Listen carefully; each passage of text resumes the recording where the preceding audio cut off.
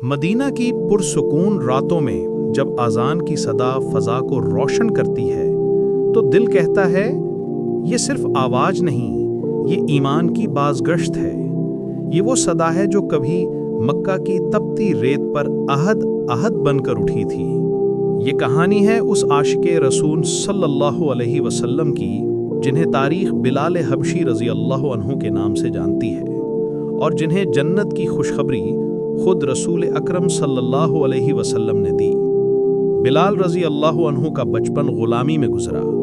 حبشہ کی سرزمین سے لائے گئے ایک سیاہ فام نوجوان جن کا جسم تو زنجیروں میں قید تھا مگر دل ایمان کی روشنی سے آزاد۔ جب نبی کریم صلی اللہ علیہ وسلم کی دعوت توحید مکہ کی گلیوں میں گونجی تو وہ سب سے پہلے لبیک کہنے والوں میں شامل ہوئے۔ یہ فیصلہ آسان نہ تھا۔ جس دور میں رنگ، نسل اور قبیلہ فخر کی علامت تھا، وہاں ایک غلام کا لا الہ الا اللہ کہنا زمانے کے ہر بت کو چیلنج کر گیا۔ جب امیہ بن خلف نے ان پر ظلم کے پہاڑ توڑے تو تپتی ریت پر لٹا کر ان کے سینے پر پتھر رکھ دیا گیا، لیکن بلال رضی اللہ عنہ کے ہونٹوں پر صرف ایک لفظ تھا، احد احد، اللہ ایک ہے۔ دنیا نے دیکھا جسم پگھل رہا تھا مگر ایمان ٹوٹ نہ سکا۔ یہ وہ لمحہ تھا جب آسمان نے بھی بلال رضی اللہ عنہ کے صبر کو دیکھا اور زمین نے سجدے کی لذت پائی۔ پھر وہ دن آیا جب حضرت ابوبکر صدیق رضی اللہ عنہ نے انہیں خرید کر آزاد کر دیا۔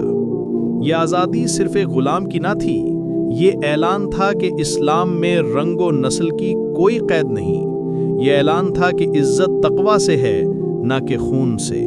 مدینہ پہنچ کر جب پہلی اذان دی گئی تو فضا میں اللہ اکبر کی صدا یوں گونجی جیسے عرش نے زمین کو جواب دیا ہو۔ ہر لفظ، ہر نغمہ ایمان کی مٹھاس سے لبریز۔ نبی کریم صلی اللہ علیہ وسلم کی آنکھوں میں خوشی کے آنسو تھے۔ بلال کی اذان ایمان کی زبان بن چکی تھی۔ غزوہ بدر میں جب تلواروں کی جھنکار سنائی دی تو بلال رضی اللہ عنہ بھی صفوں میں موجود تھے۔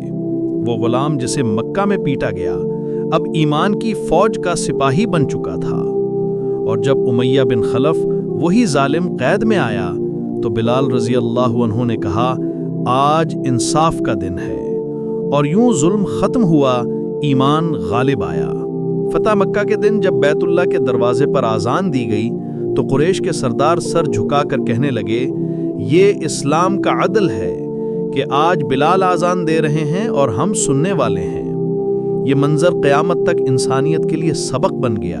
رسول اللہ صلی اللہ علیہ وسلم کے وصال کے بعد بلال رضی اللہ عنہ کا دل مدینہ میں نہ رہا۔ اذان دیتے ہوئے ان کی آواز رک گئی۔ جب محمد رسول اللہ صلی اللہ علیہ وسلم کہا تو آنکھوں سے آنسو بہنے لگے۔ پھر وہ شام کی طرف چلے گئے۔ ایک رات خواب میں نبی کریم صلی اللہ علیہ وسلم کی زیارت ہوئی۔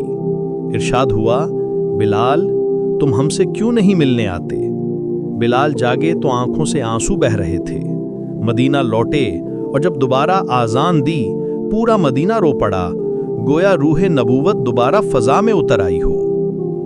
اور جب ان کا وقت وصال قریب آیا تو ان کی زبان پر یہی الفاظ تھے، کل میں اپنے محبوب محمد صلی اللہ علیہ وسلم اور ان کے ساتھیوں سے ملوں گا۔ یہی بلال رضی اللہ عنہ تھے جنہوں نے اذان سے پہلے ایمان دیا اور اذان کے ذریعے امت کو بیدار کیا۔ حضرت بلال رضی اللہ عنہ نے ہمیں یہ سکھایا کہ ایمان رنگ، نسل یا طاقت کا محتاج نہیں، بلکہ دل کے خلوص اور زبان کے سچ کا نام ہے۔ ان کا عہد آج بھی وقت کے ہر فرعون کے خلاف اعلان ہے۔ اگر آپ کو یہ ایمان افروز داستان روحانی سکون اور بصیرت عطا کرتی ہے تو اسے دوسروں تک ضرور پہنچائیں۔ سبسکرائب کیجئے نور حرمین کو، جہاں ہم حرمین شریفین، صحابہ کرام رضی اللہ عنہ اور ایمان کے سنہری ابواب کو پیش کرتے ہیں، کیونکہ یہ صرف کہانیاں نہیں، یہ ایمان، قربانی اور عشق رسول صلی اللہ علیہ وسلم کی وہ صدا ہیں جو قیامت تک گونجتی رہیں گی۔